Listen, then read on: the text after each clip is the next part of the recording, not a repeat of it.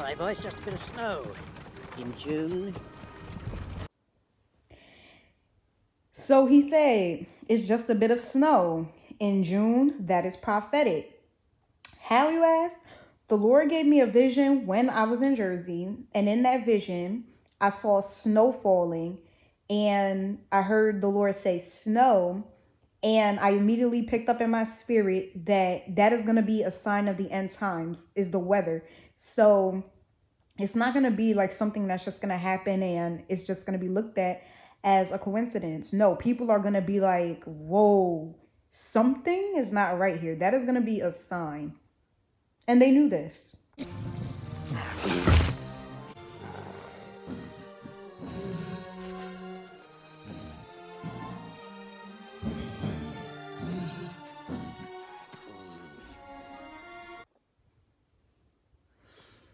So I'm going to give y'all a little bit of backstory on what happened before this scene, because I don't want to make this too long. But what happened was Belle's father went into this castle and the beast saw him take a rose from his garden. And what he did was get angry and locked him up in a cell inside of that castle. And Belle, she noticed something was wrong. The horse came back without her father. She went back to go save him and see what's up, see what's going on. And she ended up telling the beast, let me talk to my father real quick before I leave. And he opens the gate. She goes in the gate, pushes her father out. And now she's stuck in the gate. So she's trapped in a cell. And the beast basically locks her down. So now she's on lockdown. Her father's free.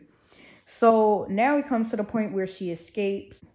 And as she's escaping, he follows her. And he sees that there's a pack of wolves trying to attack her. And he saved her life. And yeah.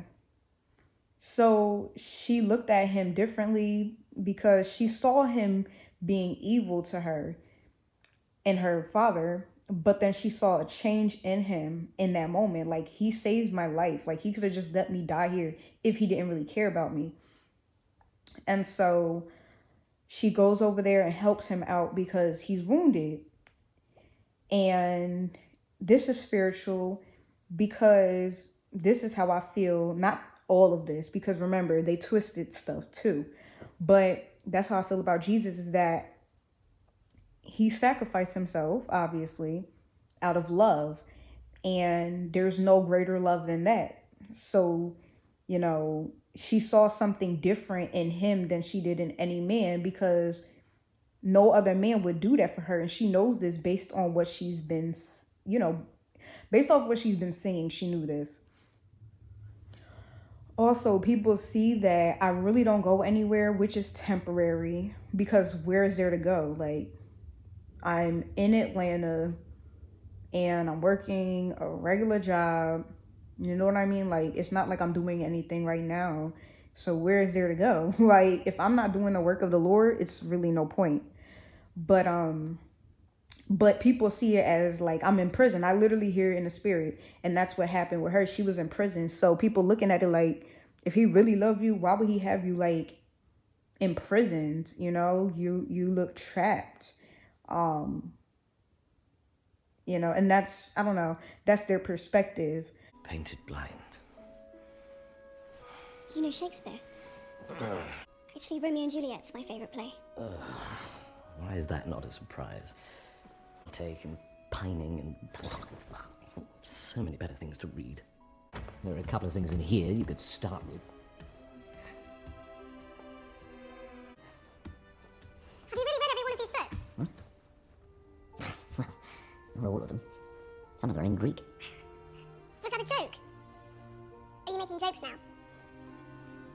Maybe. So here we go with this scene. Notice how the thirst bucket, he was coming on super strong, talking about, oh, that's a good book you got there. Have you read it? No, but yeah, I read some books. Peeping game, right? But here he is, and he's showing that that is something he's interested in. So he's quoting Shakespeare. She's like, oh my goodness, you love what I love. So it's just all natural. You know, it doesn't seem forced. And it just so happens that he owns a whole bunch of books, and that's something that impressed her. So what impresses her is that, right? A whole bunch of books. Now, the only book that impresses me is the Bible.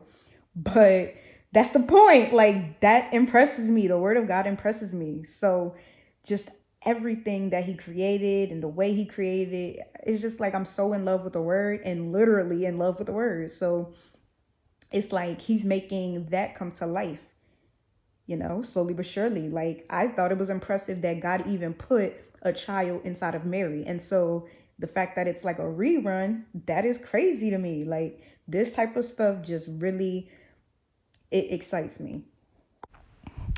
So she's talking about how sweet he is and kind, and, you know, how she can't believe she didn't see this in him before. And that's how I feel. Like, I can't believe I didn't see this. Like, I missed it. It's crazy. I never looked at him like that. And then as I got older, and once I came out of my homosexual lifestyle, it was like, hold up, I really don't feel like this. Like, I really don't feel the way I feel about Jesus with any other man. It's crazy. And nobody feels like that when it comes to him, like, really just in love with what he did. They love it. Yeah, you know, it's amazing what he did. But to me, it's like, that, yo, like, that man is different. Like, that's a man that I need, that type of guy. Like, I ended up seeing that as the greatest act of romance. That's the best way to describe it.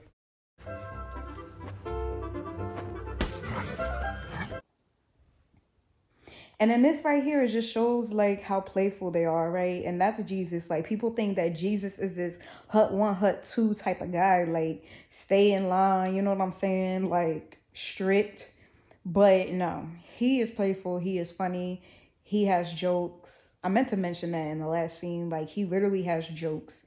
He's a funny man, literally. But let's just talk about how the beast mode kicked in. Oh, you want to laugh?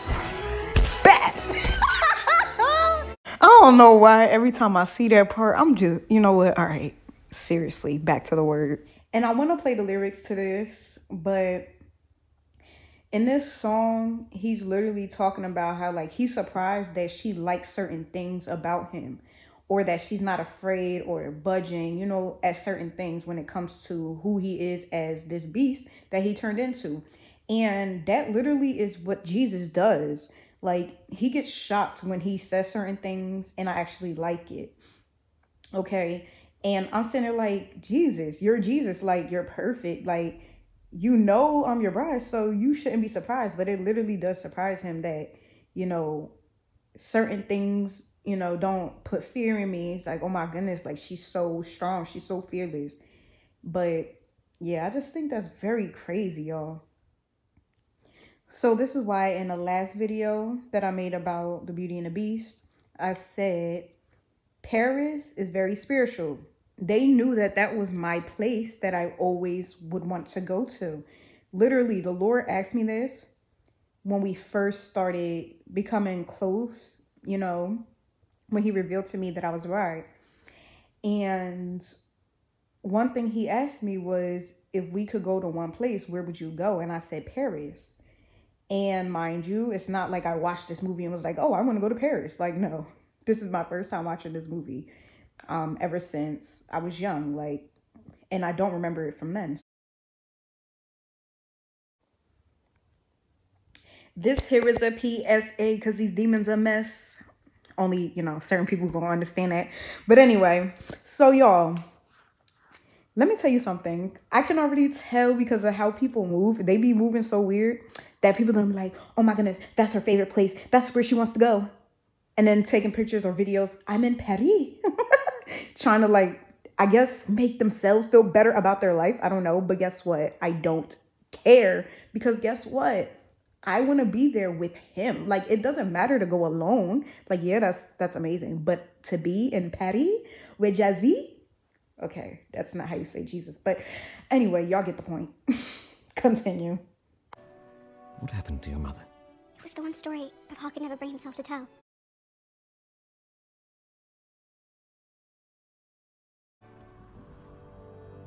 Plague.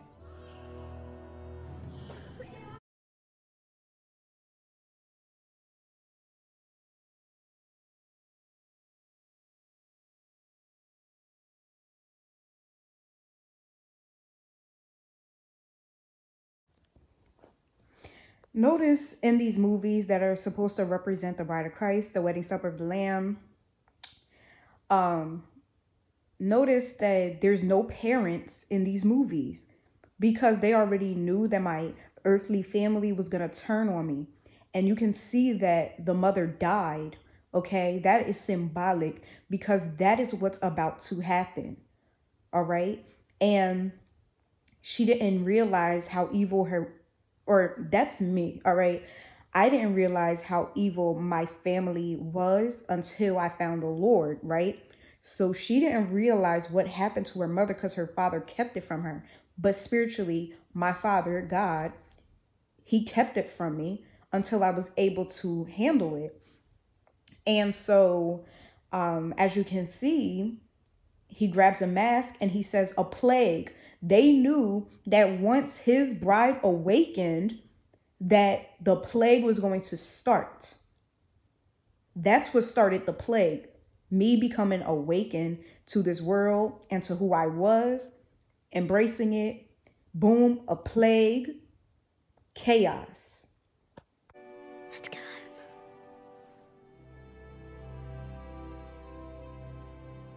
Then she tells him, let's go home. And he smirks because she called it her home. She didn't see it as a prison. And that's how I'm feeling now. Like, let's go home. Like, I'm ready. You could rapture us today. You could do it today.